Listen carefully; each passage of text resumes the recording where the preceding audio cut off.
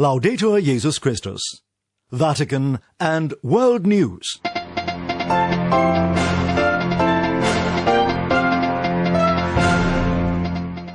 Today, Thursday, April 21st, the Church celebrates the feast of three holy popes, Saints Soter, Caius, and Agapetus.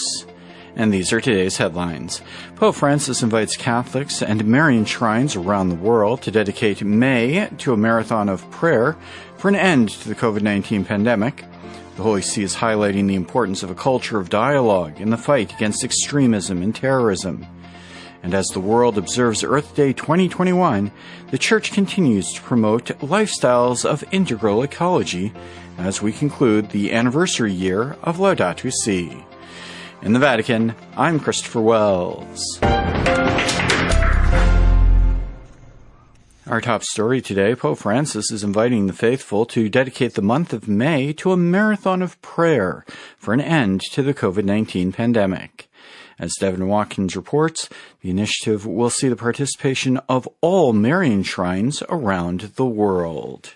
Catholics across the globe are encouraged to dedicate the Marian month of May to praying for an end to the pandemic. The initiative behind which the Pope has thrown his support involves 30 Marian shrines from various parts of the world.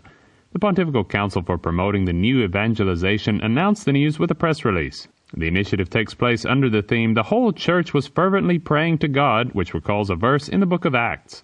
The initiative will involve all the shrines of the world in a special way, according to the communiqué, so that they might encourage the faithful, families, and communities to recite the Rosary to pray for an end to the pandemic. Pope Francis will open the Marian month of prayer on May 1st with a Rosary broadcast across Vatican Media's platforms. Each day will see Vatican News broadcast the recitation of the Rosary at 6 p.m. Rome time from the various shrines taking part in the initiative. The Pope will also close the initiative on May 31st with another specially broadcast Rosary. This year's dedication of May to pandemic-related prayer recalls a similar occurrence during the first wave in March 2020. Pope Francis led the world in prayer during that confusing and difficult time, celebrating a live-streamed daily Mass in the Casa Santa Marta. After more than a year, and with the world still in the grips of the pandemic, the Pope and the Church around the world are once again leading the way and imploring God for an end to the suffering which so many people are forced to bear. I'm Devin Watkins. Meanwhile, the office of the Papal Almoner released a statement on Thursday connecting the feast of St. George, Jorge Mario Bergoglio's name day, with an initiative offering coronavirus vaccines to the poor and homeless of Rome.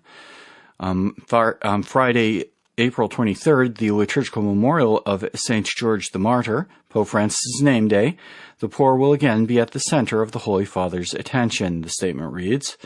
Around 600 people will return to the Vatican's Paul VI Hall for their second dose of the Pfizer-BioNTech coronavirus vaccine. Those receiving the jab on Friday are among the 1,400 beneficiaries of the vaccine drive begun during Holy Week by the Apostolic Almoner in collaboration with other associations. The statement added that those present will also take part in a celebration to mark the Holy Father's name day, with a surprise offered by the Pope.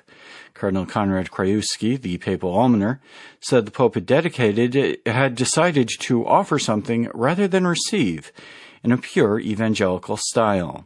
In 2020, the Pope sent respirators to Romania, which was particularly afflicted by the pandemic at the time.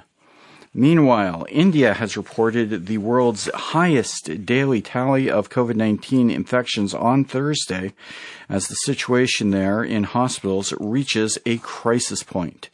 Lydia O'Kane has this report. Health services in India are at crisis point as they struggle to deal with a huge surge in cases of COVID-19. The country set a new record in daily infections on Thursday, with 314,835 people succumbing to the virus. Health officials across northern and western India, including New Delhi, are inundated with cases and many hospitals are running out of oxygen. Delhi Health Minister Satyendra Jain said there was a shortage of intensive care unit beds and thousands were needed. On the vaccine front, India has launched a vaccination campaign, but only a small number of the population have had the jab. Some experts say new, more infectious virus variants, in particular a double mutant variant that originated in India, are largely responsible for the surge, but blame is also being laid at the door of politicians. Last year, Prime Minister Narendra Modi's government ordered an extensive lockdown in the early stages of the pandemic, but has been wary of the economic impact of tougher measures. In recent weeks, the government has been criticised for holding packed political rallies for local elections and allowing a Hindu festival at which millions gathered. This week, Mr Modi urged state governments to use lockdowns as a last resort.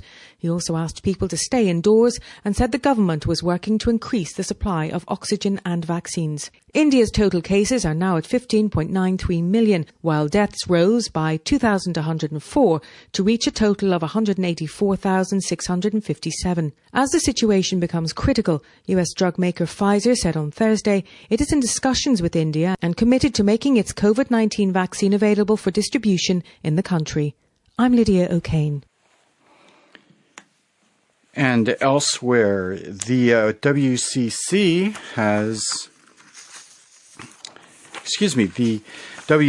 next week will be taking part in annual World Immunization Week, taking place from April 24th to April 30th.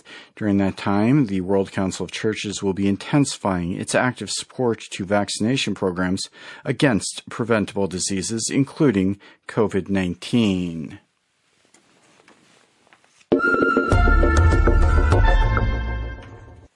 In other news, the Holy See's permanent representative to the Organization for Security and Cooperation in Europe, OSCE, has highlighted the importance of a comprehensive approach involving dialogue, education, and support for families in the fight against violent extremism, blind radicalization, and terrorism. Father Benedict Mayaki tells us more. According to the Holy See, promoting a culture of encounter that fosters mutual respect and dialogue, supporting families which are the fundamental nucleus of society, and educating young people to the values of justice and peace are important elements in preventing violent extremism and radicalization that lead to terrorism. Monsignor Janusz Urbanczyk, the Holy See's permanent representative to the Organization for Security and Cooperation in Europe, made these proposals in two separate interventions during the 2021 OSCE Counter-Terrorism Conference, which took place from the 20th to the 21st of April in Vienna. Highlighting some factors that have contributed to the spread of extremism and terrorism, Monsignor Urbanczyk expressed concern that the COVID-19 pandemic has provided extremist and terrorist organizations with new avenues through the exploitation of feelings, vulnerability and isolation in advancing their goals of intensifying recruitment and of spreading hatred and violence. He further noted that another aspect misused by terrorist organizations is the distortion of religious narratives in order to increase support and achieve objectives that are political, economic, worldly, and short-sighted. He went on to stress the importance of a comprehensive approach in the fight against extremism, noting that it is a multifaceted phenomenon driven by psychological, socio-economic, political, and ideological factors. In addition to other components of society working against radicalization and extremism, Monsignor Urbanczyk emphasized the important role that faith-based communities and their leaders have through their particular sensitivity towards the community, notably with regard to detecting early signs of radicalization among its members. He also recommended directing efforts in assisting families, noting that parents who are the first educators of their children can be supported as they impart values and solid instruction in the ways of sowing justice and peace within the societies that they live. Recalling Pope Francis's insistence on the role of religions in the construction of world peace, Monsignor Urbanczyk noted that education and authentic religious teachings are means to awaken religious consciousness in new generations and also address radicalism and blind extremism in all its forms. I'm Father Benedict Mayaki. Integral ecology should lead to new lifestyles that respond to the cry of the earth and of the poor within a spiritual dimension. This is what the current Laudato Si year and its upcoming 7-year follow-up action plan intend to achieve. Salesian priest Father Jostrom Kuritidam made the remark as the world is marking Earth Day today, on April 22nd. The Indian priest, who is coordinator of the Sector on Ecology and Creation at the Vatican's Dicastery for Promoting Integral Human Development, has been overseeing the Laudato Si year, which ran from May 24, 2020 to May 24, 2021, which Pope Francis called to mark the 5th anniversary of his encyclical Laudato Si. Despite the restrictions caused by the pandemic, the year-long event has been marked with a slew of events held mostly virtually. Father Jostrom explained to us the concept of new lifestyles in the context of the integral ecology that Laudato Si promotes. This connection between new lifestyles and integral ecology is very important, because at times we can reduce new lifestyles to using renewable energy, recycling, or taking public transport. Those are important.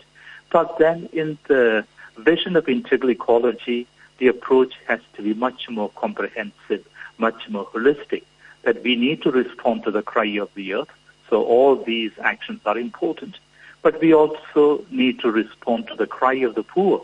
So we need to put the poor, the suffering, the vulnerable at the center of everything we do, at the center of being church today. But there is also a third dimension. There is a dimension of spirituality, that earth is God's creation. So a new lifestyle would also mean acquiring this contemplative view of the natural world, that we pray with creation, that we celebrate creation, that creation enters into our liturgy, that as Pope Francis says in Laudato Si, that we give thanks to God, for example, before and after meals. So new lifestyles will become integral when we bring in all these dimensions, the physical dimension, the moral dimension, the spiritual dimension, and also the aspect of education, economics, politics. So only when all these aspects are brought together, they will become really new lifestyles within the vision of integral ecology. Father Jostrom also highlighted two aspects of the special Laudato Si year. I would say two things. On the one hand, we are happy to see that the concept of integral ecology has entered into public discourse. It's not only in the church that we speak of integral ecology. I have myself attended several conferences at universities or in secular areas, spheres, where people speak about integral ecology.